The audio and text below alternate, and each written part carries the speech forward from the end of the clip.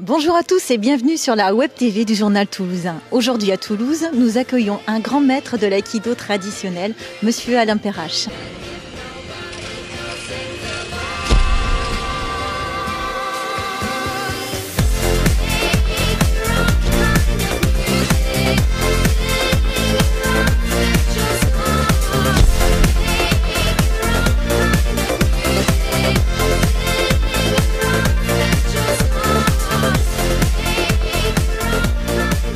Alain Perrache, bonjour. C'est la troisième fois que vous rendez visite à la Ville Rose.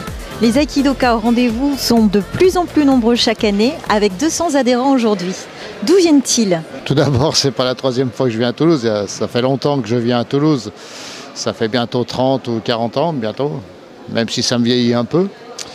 D'où viennent-ils? Aujourd'hui, eh bien, on a des gens de toute la région sud-est, de Montpellier jusqu'à Biarritz. Ça va dans le centre jusqu'à Nantes pour l'aspect nord. Et puis on a quelques étrangers, des Hollandais qui viennent faire un séjour dans la Ville Rose et puis qui vont finir par venir vers chez nous. Moi j'habite dans le Beaujolais. Et donc qui vont venir cette semaine s'entraîner au dojo avec moi parce que c'est des élèves que j'ai de Hollande et qui viennent rendre visite à leur vieux professeur que je suis. La majorité des nouveaux pratiquants sont jeunes. Comment expliquez-vous cet engouement de la jeunesse pour votre enseignement? Donc on a un peu toutes les plages de la population. Tout dépend de ce qu'on appelle jeune, parce que même moi je m'estime encore très jeune dans ma tête. J'ai de la peine à assumer mon âge. Donc on a toujours dans l'esprit, on a toujours 20 ans. On n'a pas l'âge de nos artères.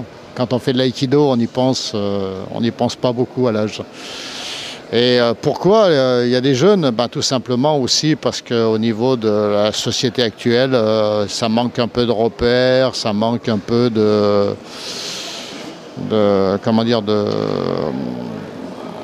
notions qu'on ne retrouve pas dans le domaine scolaire, parce qu'on demande beaucoup à l'école, mais il y a aussi la cellule familiale qui ne fait plus le travail qu'elle faisait avant, et donc les jeunes viennent chercher des fois dans l'aïkido ce qu'ils devraient trouver normalement dans leur cellule familiale.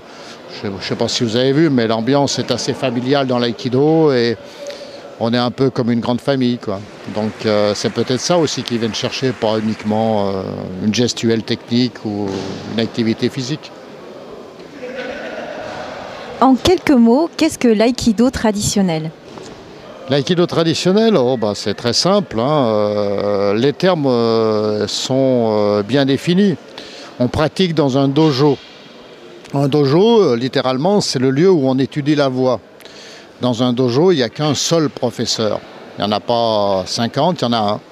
Et c'est lui qui détient la voix. Donc on vient étudier la voix d'un professeur, c'est-à-dire la voix d'un artiste, puisque l'aïkido n'est pas un sport mais un art. Et donc on a choisi d'étudier un aspect de cet art que représente le professeur dans ce dojo. Et on vient chercher l'enseignement de ce professeur dans ce dojo. Donc on est à l'opposé de toute idée de sport, d'un quelconque fonctionnement sportif, dans un milieu fédéral sportif. Le milieu traditionnel, c'est un milieu loi 1901, puisqu'on peut créer une association dans nos pays démocratiques, avec pour objectif l'étude de l'aïkido traditionnel. Et donc c'est tout à fait possible, puisqu'on en est la démonstration depuis une trentaine d'années. Et ça fonctionne très bien, et on conserve à l'aïkido ses caractéristiques, au lieu de le polluer par des notions sportives ou locales qui le dénaturent et qui en font quelque chose d'horrible et qui n'a aucun intérêt. Et donc, nous, notre responsabilité d'aïkidoka, c'est de maintenir à l'aïkido son originalité, sa spécificité et son intérêt, au lieu d'aller concourir à l'opportunisme local dans des buts qui ne nous intéressent pas. Voilà, c'est ça l'aïkido traditionnel. Êtes-vous le seul à transmettre un aïkido traditionnel?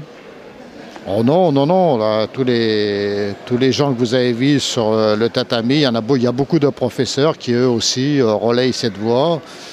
Et il y a de plus en plus de gens qui font de l'aïkido traditionnel.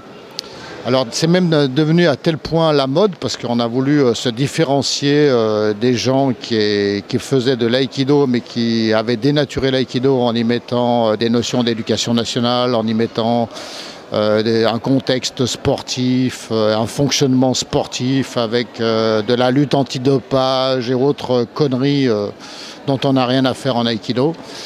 Et donc voilà.